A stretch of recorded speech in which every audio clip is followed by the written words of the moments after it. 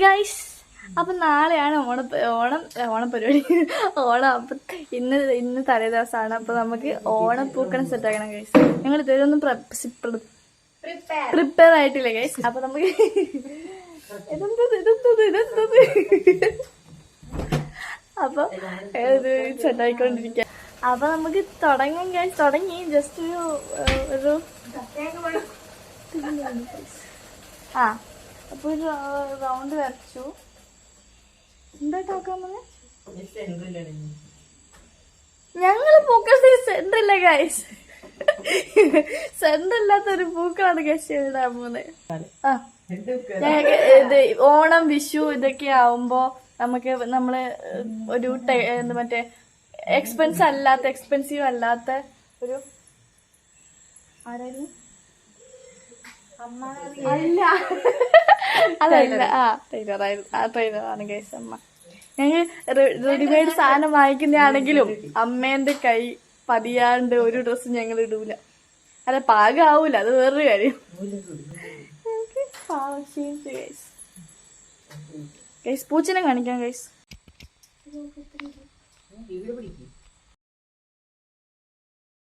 Guys പക്ഷെ video എടുക്കുമ്പോൾ ഒരാളെ വിട്ടുപോയി ഗൈസ്.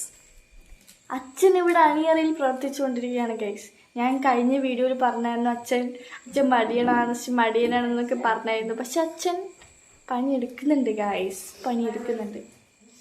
ഇതാ പൂവൊക്കെ ഒറ്റയ്ക്കിരുന്ന് ചിക്കുന്നുണ്ട്. ചെരിഞ്ഞു പോയി ഗൈസ് പണിയെടുത്തപ്പോ.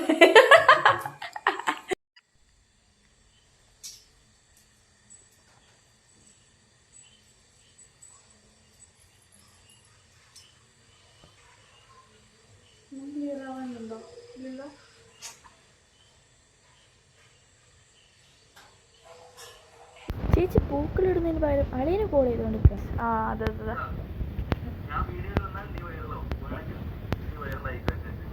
ഞാൻ വരണതാ.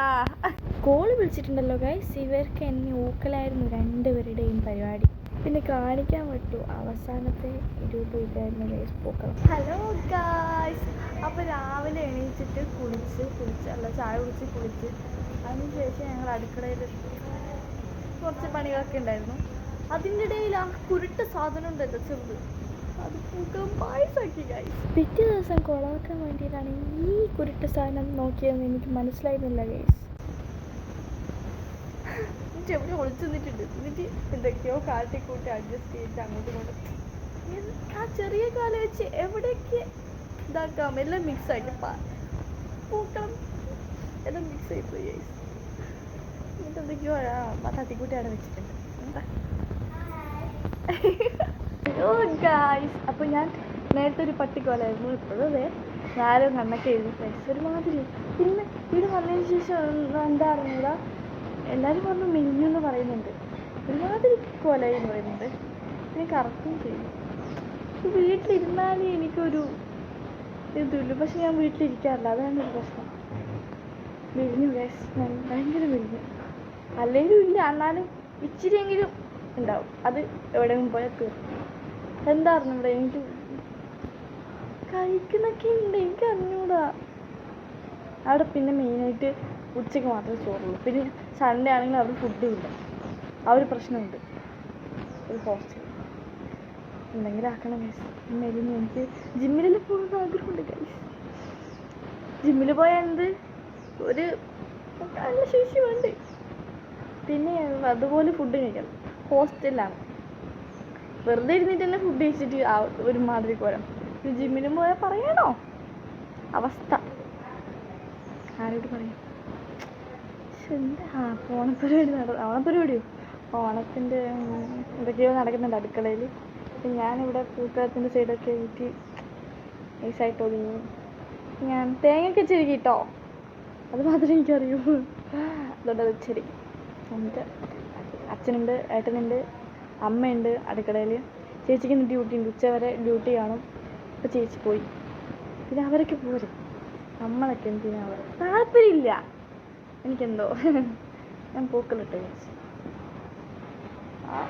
കുരുട്ട് സാധനം എൻ്റെ പൂക്കളം നശിപ്പിച്ചു. ഇതെന്തൊക്കെയോ അഡ്ജസ്റ്റ് ആക്കി വെച്ചേക്കുക.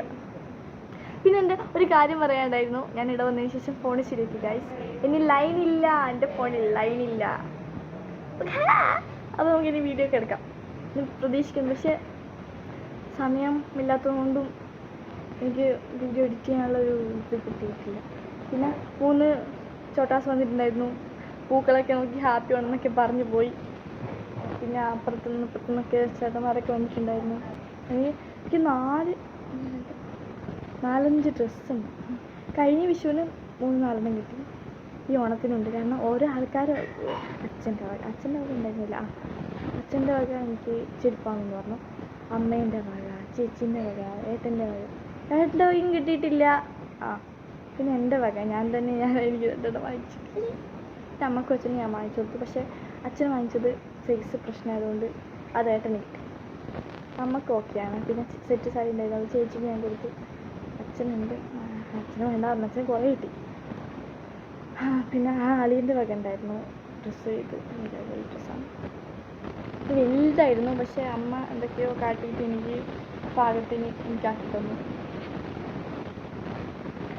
എന്ത് ഡ്രസ്സ് വാങ്ങിച്ചാലും അമ്മേൻ്റെ ഒരു കയ്യിൽപ്പതിയാണ്, അല്ലാതെ നമുക്ക് ഇടാൻ പറ്റില്ല. സൈസിന് ഇത് സ്മോളാണ്. എനിക്ക് ഇങ്ങനെ ഉണ്ടായിരുന്നു ഇത്രയും.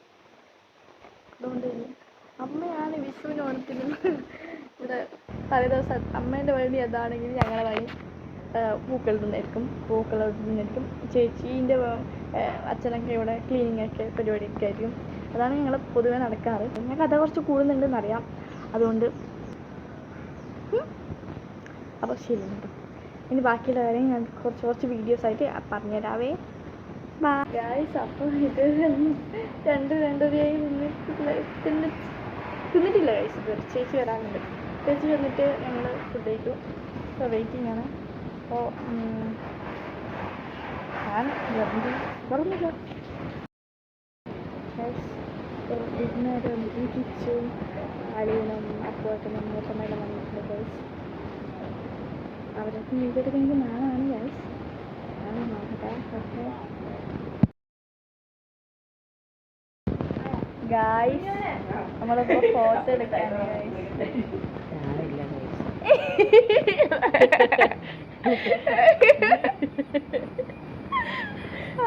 അങ്ങനെ വന്നവരൊക്കെ പക്ഷെ പോയി ഗൈസ്. ചേച്ചിൻ്റെ വീട്ടിൽ നിന്ന് ഗീതമ്മയും മോനച്ചനും അനുവേച്ചിയും പിന്നെ അനുവേച്ചിയുടെ മക്കളും എല്ലാവരും വന്നിട്ടുണ്ട്. അവരൊക്കെ പോയി ഗൈസ്. അപ്പോൾ ഇന്നത്തെ എല്ലാ പരിപാടിയും കഴിഞ്ഞു. നമുക്ക് വേറൊരു പരിപാടിയില്ല. ഇല്ലാന്നല്ല. ഉച്ചയ്ക്ക് ഉണ്ടാക്കിയ കുറേ ഫുഡൊക്കെ ബാക്കിയാണ്. നമ്മളൊന്നും എക്സ്ട്രാ നെയ്ച്ചോറും ചിക്കൻ കറിയൊക്കെ ആക്കിയിട്ടുണ്ടായിരുന്നു. പക്ഷെ ഞങ്ങൾ അതൊന്നും കഴിച്ചിട്ടില്ല, കഴിക്കണം. പിന്നെ റോട്ടിയും കോഴിക്കറിയും ഉണ്ട്. പിന്നെ കുറേ ചേച്ചീൻ്റെ വീട്ടിൽ നിന്ന് വന്നിട്ടുണ്ടായിരുന്നു. പിന്നെ എൻ്റെ മൂത്തമ്മ ഇവരൊക്കെ വന്നിട്ടുണ്ടായിരുന്നു. കഴിച്ച് തീർക്കണം. അതുകൊണ്ട് ഞാൻ ഒന്ന് തീരുമാനിച്ചു ഗൈസ്. ഞാൻ ലീവാക്കി. ഞാൻ ഞായറാഴ്ച പോകേണ്ടതായിരുന്നു. ഞാൻ പോകുന്നില്ല. ഇന്നത്തെ പരിപാടി ഇത്രയേ ഉള്ളൂ. അപ്പോൾ എല്ലാവർക്കും ഹാപ്പിയാണ്. ബൈ.